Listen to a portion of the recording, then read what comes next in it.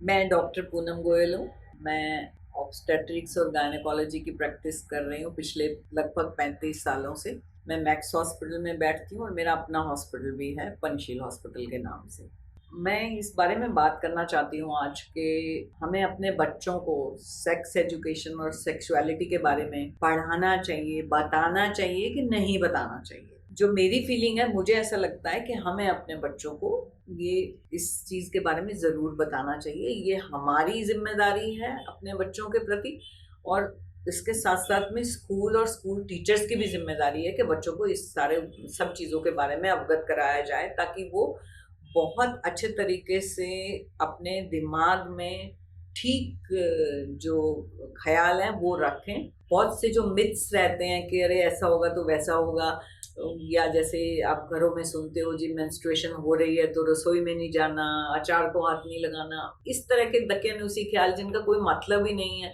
इस तरह की सब चीज़ों का क्या मतलब है? आजकल की जो ज़िंदगी है उसमें क्या मतलब है?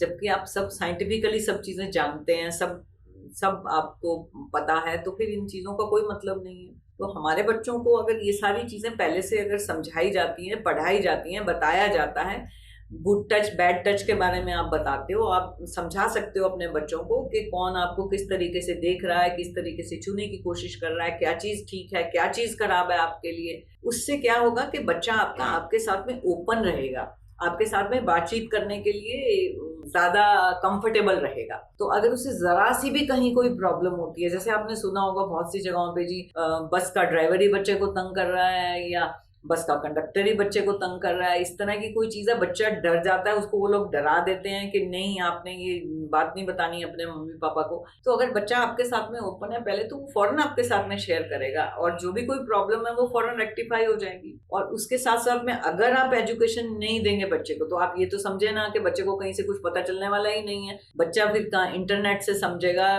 बच्चा फिर गलियों में, सड़कों में इधर-उधर से समझेगा, अपने दोस्तों से समझेगा उल्टी-सीधी बातें, तो फिर कुछ उल्टा ही काम करेगा।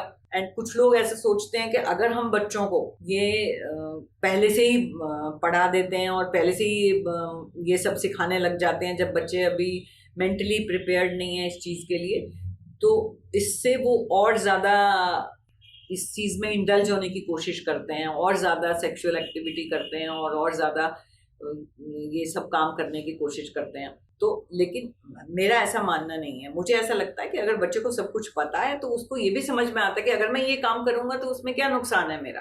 और फिर वो अपना डिसीज़न ले सकता है, अपना फैसला खुद कर सकता है कि हाँ, मुझे समझ में आ रहा है कि ये चीज़ में ये हो सकता है, मैं स्टिल ये काम कर रहा हूँ, तो मुझे ध्यान किस चीज़ का रखना है? कम से कम ये तो बच्चा कर सकता है ना? तो इसलिए मुझे लगता है कि अब 21st सेंचुरी है, तो हमें समझ के 21st सेंचुरी के हिसाब से चलना चाहिए। अपने बच्चों को, अपनी नेक्स्ट जनरेशन को स्मार्ट और अच्छा बनाना चाहिए, वेल नॉलेजेबल बनाना चाहिए, ऐसा मेरी फीलिंग है।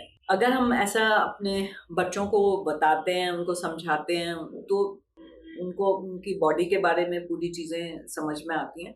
उनको ये समझ में आता है उनकी सेक्सुअलिटी किस तरफ जा रही है। जैसे कि आजकल आप देख रहे हैं कि गेज़ हैं जी, या ये जेंडर में जो चेंजेज़ जो आप आजकल देख रहे हैं, अगर बच्चे को पहले से ही समझ में आती है, तो कम से कम आप उसको ज़बरदस्ती शादी करके दूसरी जगह भेज के किसी और बच्चे की ज़िंदगी तो बर्बाद नहीं करें। तो इस तरीके से मुझे ऐसा लगता है, और कि ये ऐसा करने से अनवांटेड प्रेगनेंसीज़ जो हैं, वो बच्चों में इन्फेक्शन और दिक्कतें, वो सब चीज़ें जो हैं वो बेटर हो जाएँगी। और कॉन्ट्रासेप्शन एडवाइस अगर हम बच्चे को देते हैं और वो सेक्सुअल एक्टिविटी में इंडल्ज हो रहा है, तो कम से कम वो अपने आप को प्रोटेक्ट तो कर सकता है ना। ये बहुत इम्पोर्टेंट है कि लड़कियों को ये नॉलेज होनी चाहिए, बिकॉज़ हो सकता है कि मेल पार्टनर उनका कोई चीज़ ना यूज़ करे, तो कम से कम लड़की को खुद अपने दिमाग में तो समझ में आना चाहिए कि ये हो गया है तो मुझे ये करना है, और यहाँ पे मुझे मेडिकल हेल्प लेनी है। If she is aware of everything, तो बहुत ज़्यादा फ़र्क पड़ता है उस चीज़ से।